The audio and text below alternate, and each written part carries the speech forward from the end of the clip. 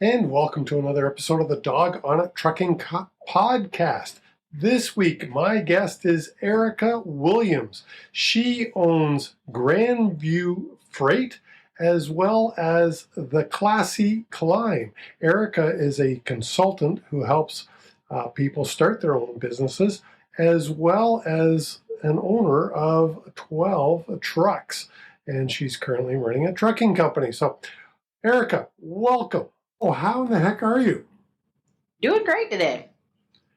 Ericka, you have your own YouTube channel, The Classy Climb, but I gotta ask you, you own a trucking company. What the heck made you get into trucking?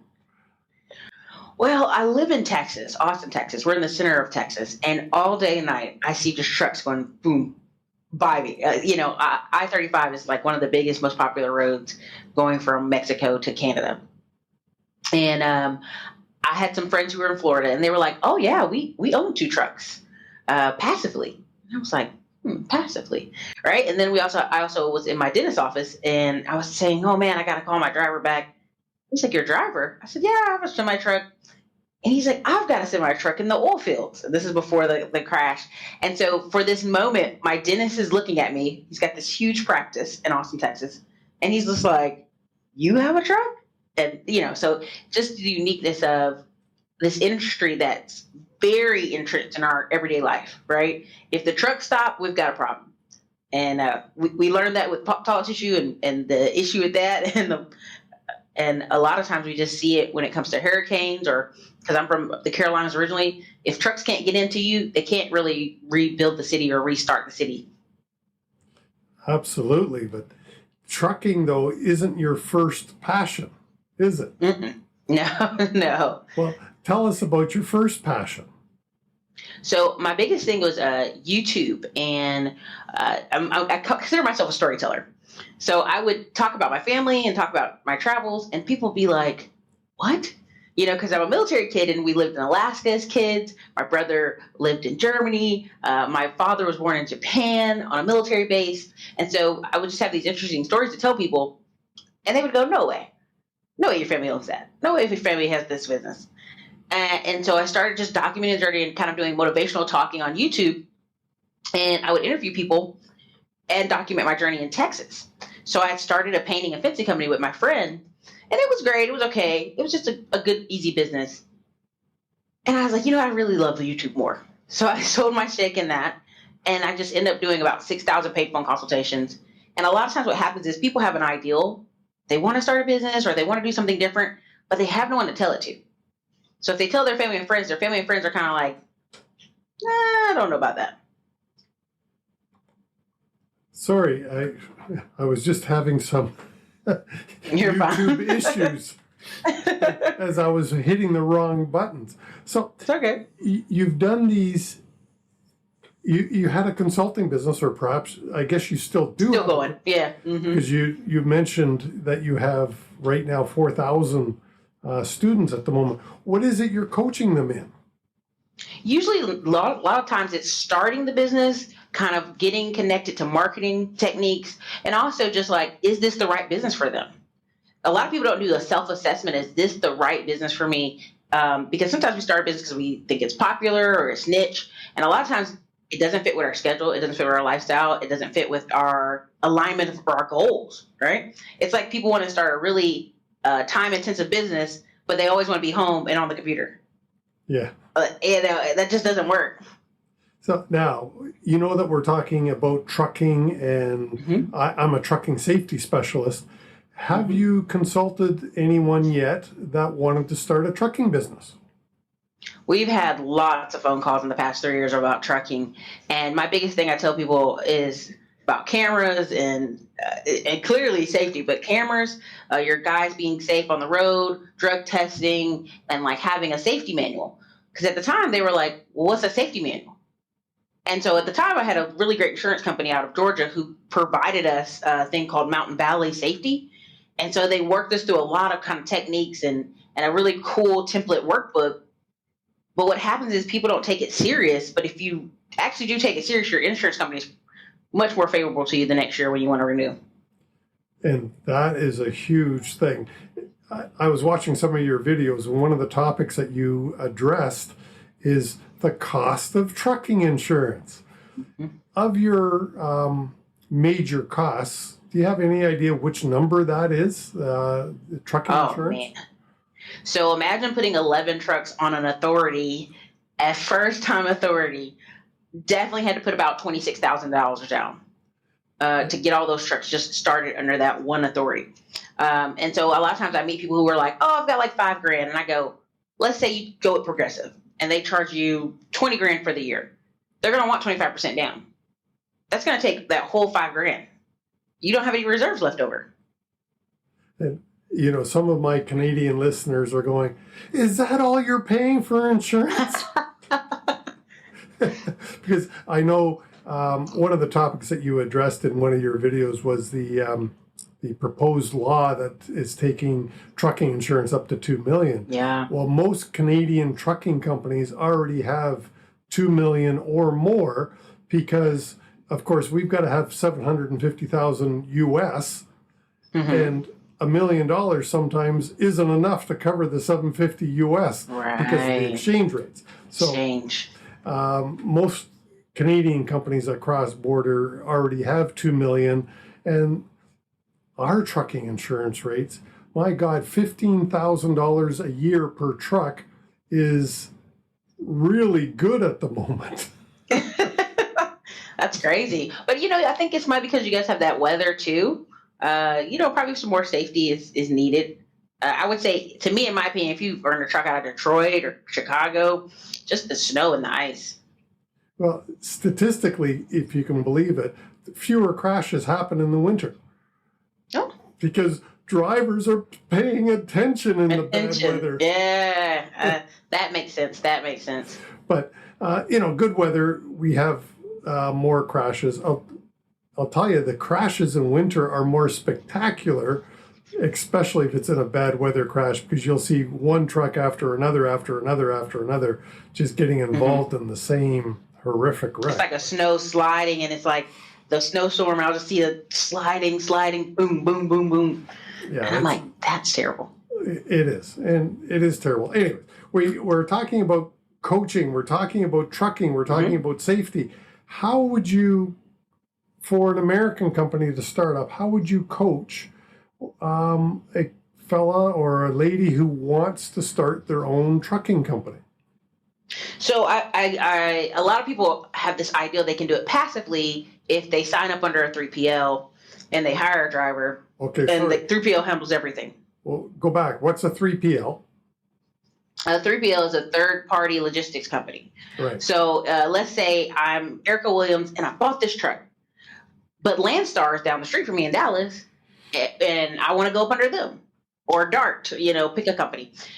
And they usually are hiring owner-operators. So technically I'm owner-operator, but I put a driver in there that's qualified to drive. So sometimes you have to kind of, when it comes to using it that way, which we call passively, you have to do them all at the same time. You have to get the 3PL to sign on, bring them a driver that they can drug test and check to see if their insurance will accept them. And it's like sign paperwork all at the same time. That's one way. And people think it's more passive because it takes them out of the equation. The driver has a relationship with 3PL that pays usually pays their salary every week and takes out all the deductions, whether it's your trailer, it's some insurance, they take deductions out and you get a check on Friday. That's one way. If someone said, "Hey, Ericka, no, I want to have the authority, I want to have the whole shebang, I want to be fully like a company," well, then we would be talking them through getting approved, right? And on top of that, where are they going to park the truck? Because that's important to your insurance, especially in Texas, well, all over the United States. Because when you go apply for your insurance, it's going to ask, where is it sitting when it's not on the road, right? And what are the states you're going through? So a lot of times people apply for the wrong process, and so then all of a sudden they need permits to go across the state line from Texas to Arizona, special permits for oversize. These things are important because you have to determine what kind of freight are you going to be carrying, what type of driver do you have.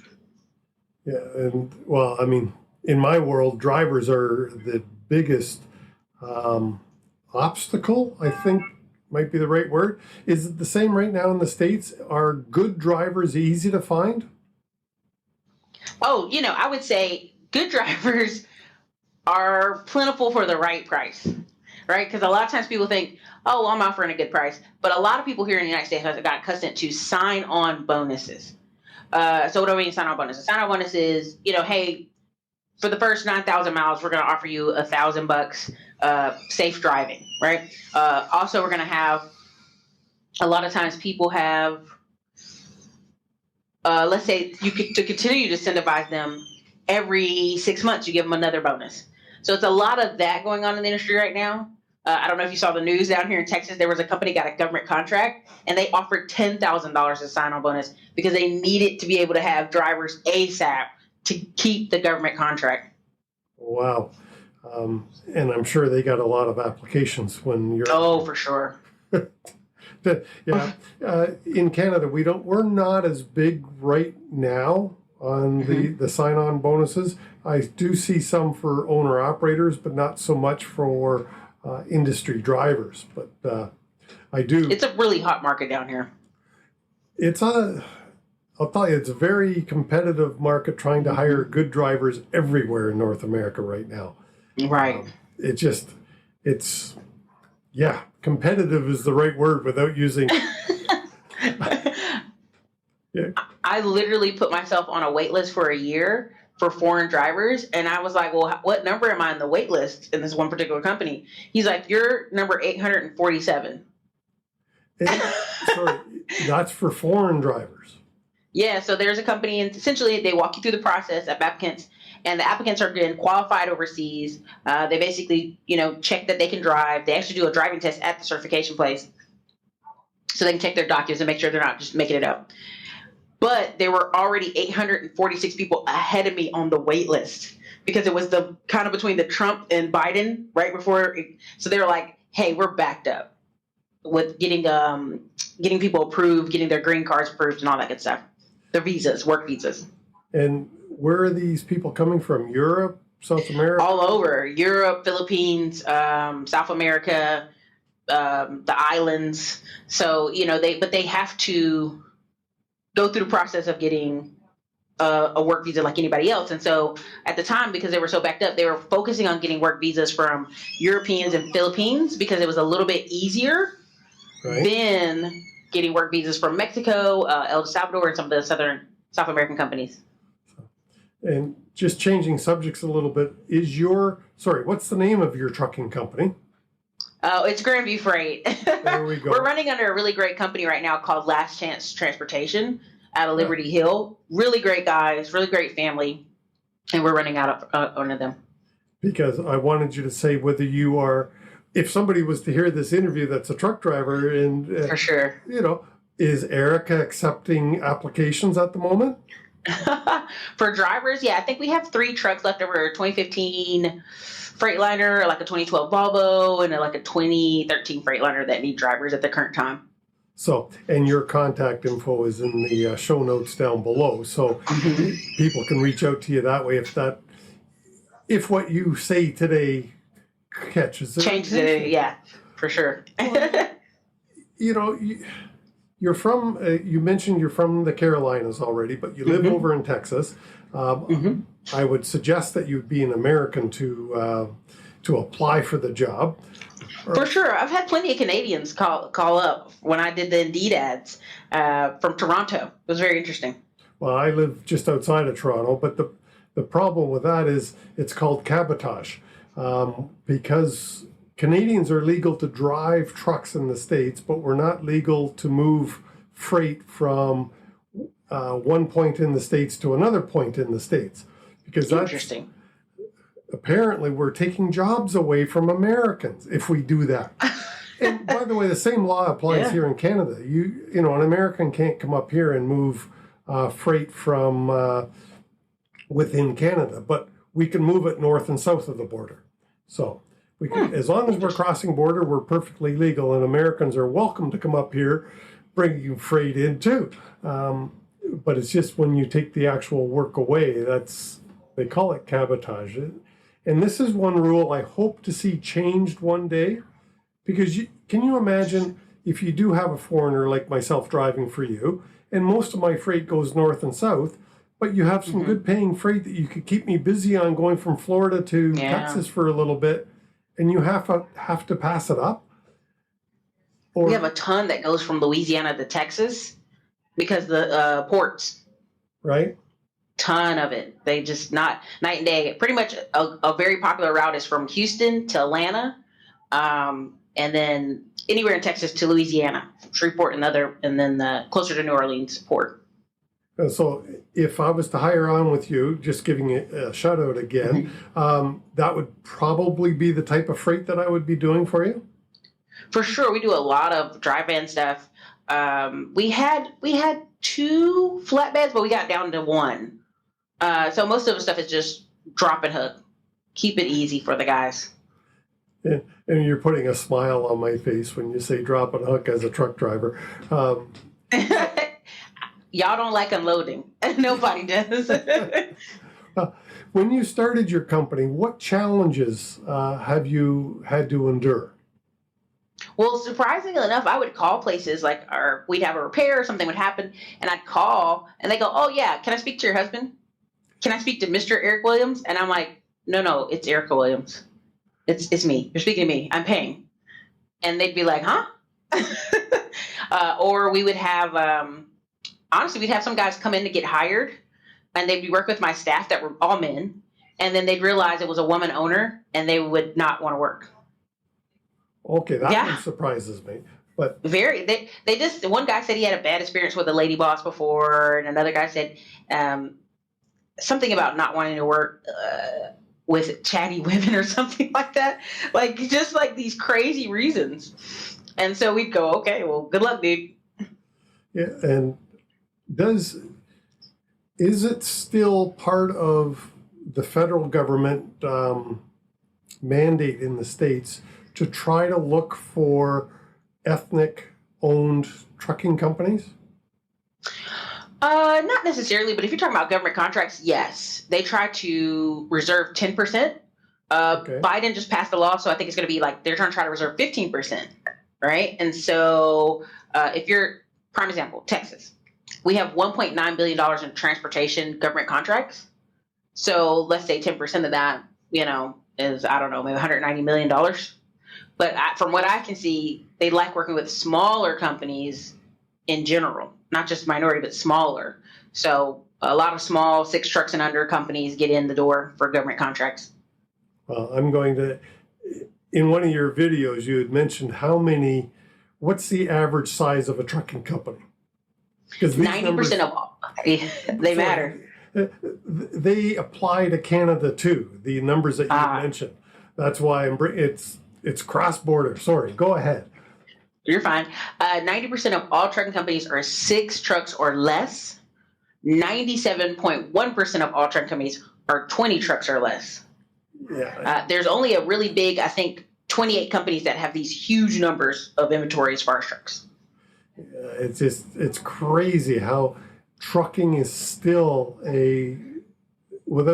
this sounds insulting, and I don't mean it to be insulting. It's still a mom pop industry. It's a husband, it's a wife, it's a wife, it's a woman, it's a man who own trucking companies. And if you hit 20 or 25 trucks, you're getting big, according to you're a big guy coming. Yeah.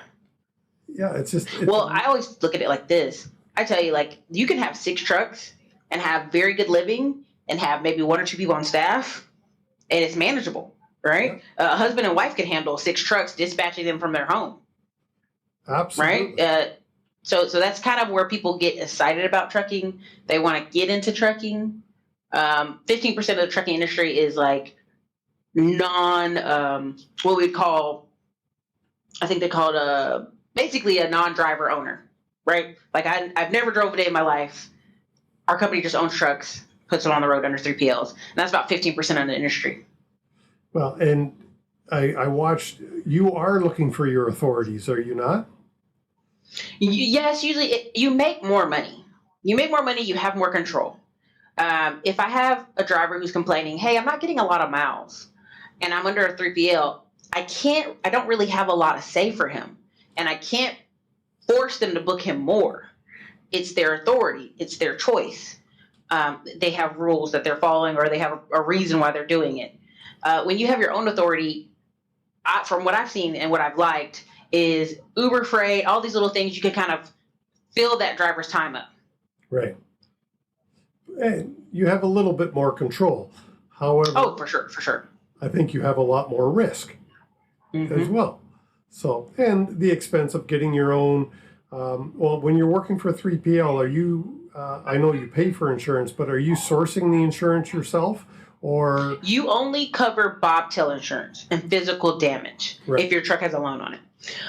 Because, and they let you have physical damage, period, whether you have a loan or not, because something happens to your truck, just that extra coverage.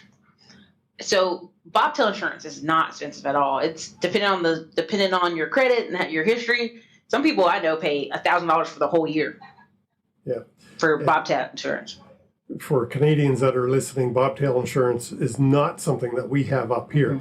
It's insurance goes on the plate, and as long as the plate's on the truck, you're covered. So but just if he's driving, not working, right? He's going to go get some lunch. He bumped into someone's car. He wasn't working. He was going to lunch. It's that weird coverall. Yeah. That's an interesting question. Sorry. And this, you may not know the answer. This just popped into my head. Personal conveyance. When you are operating under personal conveyance, you're not under dispatch. Whose insurance? That's where bobtail covers. Okay. Mine.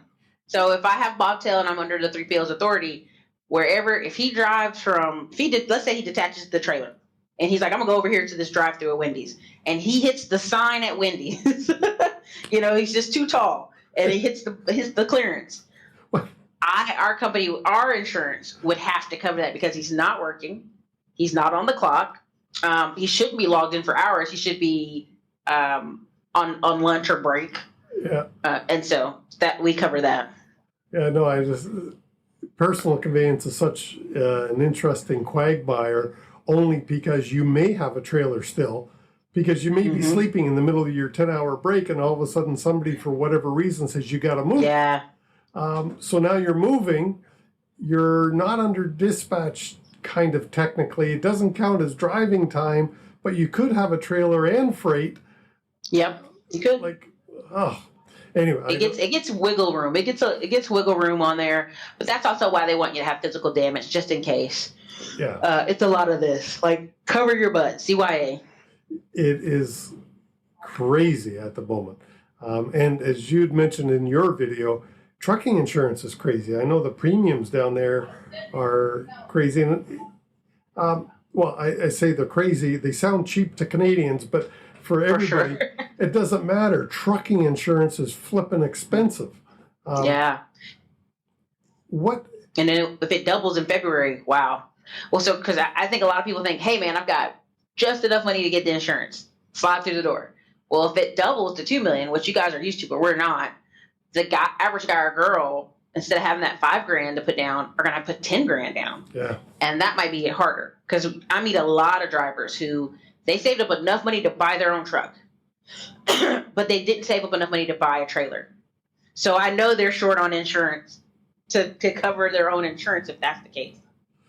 Yeah, there's so many things. And you were talking in one of the videos about expenses. I got to ask, is your truck the Freightliner that's down at the moment waiting for a part? It had been waiting for a part for months. Is it back on the road yet? I literally called up to a Western Star near the border of Canada, and he said, I will order you the part. It'll take me 7 days to get it, and then I'm going to ship it to you. So I'm waiting on that part to get here, to get to our office in Texas while I'm here in North Carolina. And we're going to drive it over to the Houston Freightliner. Because they're like, just send it to us. I'm like, no, we want to personally hand walk that thing in because you guys said you were calling around. Well, they're like, yeah, we called around regionally. We didn't call all the way almost to Canada. We called around Texas. We called around Louisiana. So hopefully in a week should be good.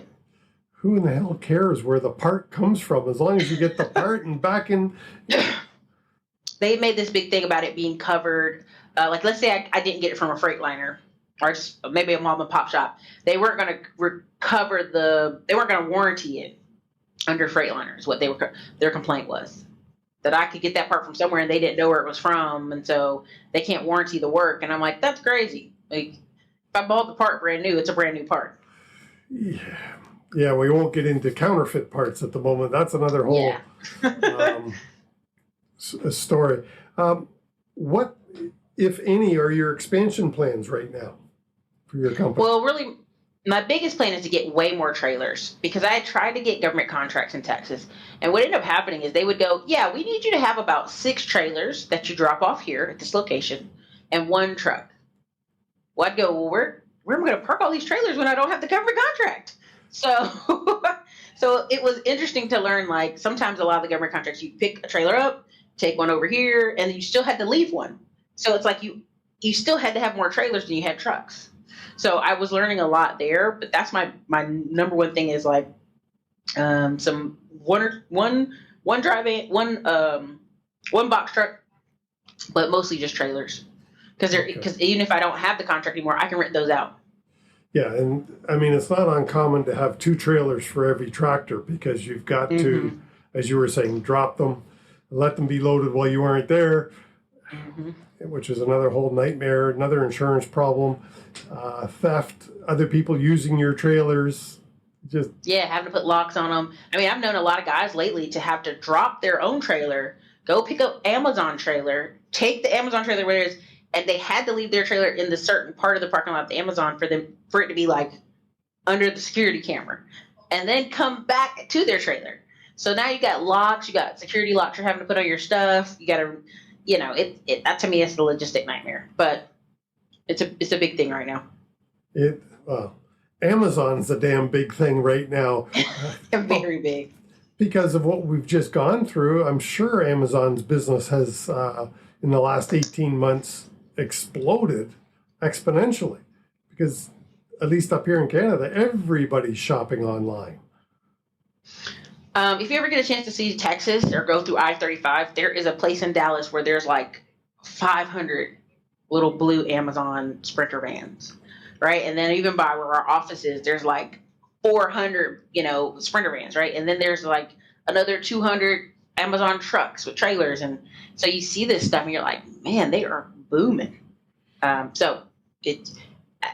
We also have a lot of Alibaba warehouses down here in Texas too. So that's another story for another day. But yeah, they're doing a lot. They're doing a lot of movement. See, and Alibaba is not something that I hear much about in Canada. I mean, I know it's a major competitor to Amazon, but I really don't know anybody here that shops Alibaba. Well, a lot of times what you have is people who are doing private label stuff. Warehouses are doing cheap parts from China. They're putting a lot of those items in warehouses in Texas, so you get your items faster, right? So I think Jack Ma, unfortunately, who probably was going to relocate to Texas but can't leave China right now, probably will leave China forever at this point. I think they were making a big expansion plans into Texas, into the Southeast, with warehouses, empty warehouses. So. All right, I know we're running up against time here. Ericka, if somebody wanted to reach out to you to get some consulting done on how to start their own passive trucking company, what's the best way to reach out to you? Man, the best way is our staff would be at admin@classyclimbers.com. Our staff can get you forwarded over to the Calendly link, and you can book it what time works best for you. That's probably your best bet is the admin@classyclimbers.com. It's one of the fastest. One of our executive assistants was over that email. Okay, and describe for us what Classy Climbers does. Well, Classy Climb was, I had closed one business in North Carolina. I moved to Texas.